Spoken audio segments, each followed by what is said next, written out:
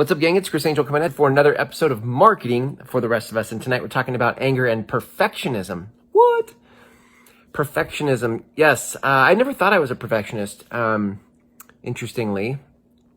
But as I move through, the good old book by Gary Zukav here, The Heart of the Soul, well, here it is. One more chapter that just keeps knocking on my soul. Yeah, it's interesting. I think part of, as I read the chapter on perfectionism, I think part of what stands out to me is how much of my anger comes from a sense of things not being perfect, right? So I said the other day about the anger chapter that anger wants what it wants, when it wants it, how it wants it. Like there's this thing that it has to be a certain way, and that points to perfectionism.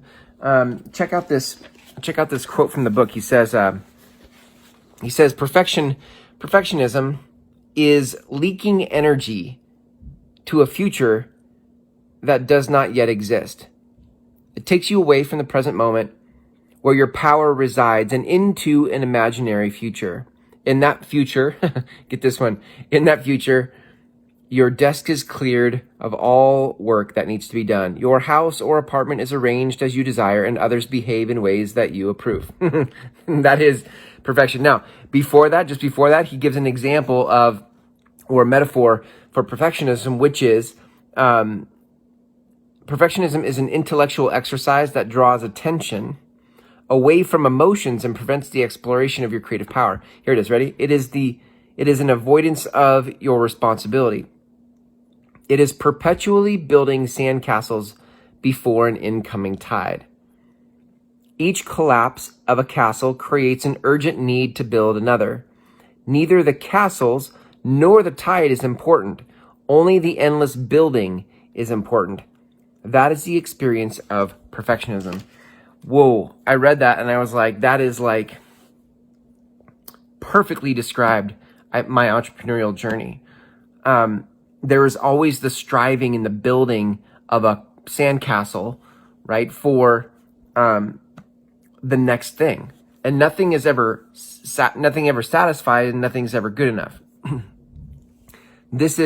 I've never thought of it as releasing my responsibility, right, or not being responsible for things. I've actually looked at this work ethic and this determination as a noble thing. Like I will get there, right? I will get to where I want to go. But what I've missed along the way is that there is this building of sandcastles where it is neither about, for me, there is this building of business where it's neither about the results I've produced, because I've produced results. There is just this sense that it's not enough. I'm not there yet. And it is this perpetual future, right? There's this future where my desk is cleared, the bank account is in the millions, all the conditions of this future that steals my attention away from my present moment. So let's come back to anger for a minute, right? Because it's interesting then to think about how irritated I would be day after day, working and building sandcastle after sandcastle, only to realize that the waves keep knocking them down. But isn't it interesting that the game I'm playing, that's the game I'm playing. I'm playing the game called Build the Sandcastle. I'm not playing the game called Be Present in the Moment. I'm playing the game called Let's Build Sandcastles. That is the game I'm playing. And it's interesting because it's the thing that's making me irritated. So I'm stuck in a game I didn't know I was playing, right? I thought I was playing the game called Let's Build a Business that looks a certain way, when in fact what I'm addicted to is the building of, the endless building of sandcastles. Does this make sense? Do you get this? So let's flip this around now and reflect it back to you for a minute. I don't know where you experience perfectionism, but what I think is that many of us are stuck envisioning a future where our desk is clean and our house is the way it is and everything is the way we want it to be, and what we have right now is not that. And maybe the feeling you get, you wouldn't describe as anger. Maybe you call it irritation, maybe frustration, maybe sadness, maybe emptiness, maybe stuckness. I don't know. I'm not sure what you'd call that. But but it's interesting to look at where you feel stuck like that as perfectionism.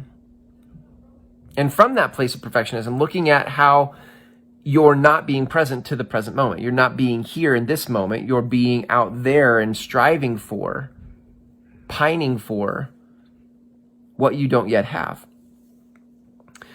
Again, in marketing, this happens all the time, because in marketing, we start to, part of marketing is the acquiring of the things we don't have. Like, let's run the ads, let's make the posts, let's do the content to produce the thing we don't have. And what you can get stuck in marketing, I know because I've done it for years, what you can get stuck in marketing is the building of sandcastles. Let's try this ad, let's buy that course, let's read this book. And if you're not careful, you get stuck in the game of building sandcastles rather than the game of producing results. Does that make sense? So what do we do with this? Well, I think part of it is just noticing. If you can notice, that's a step in the right direction. That I'm noticing, perfectionism, is helping me to get present in the moment. So I go, oh, I see. This is what I want. That's out in the future, and it's creating frustration and irritation for me. What's happening right here in the present moment?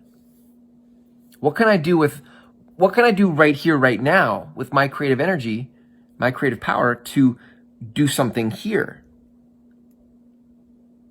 And not do it in a way that is perfect over there, but just to play with what I have.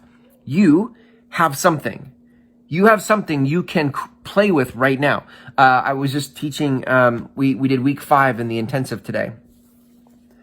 And I said, and I've said this so many times in that program, but you already have what you need to make your difference in the world, to create the business you want in the world. You already have it.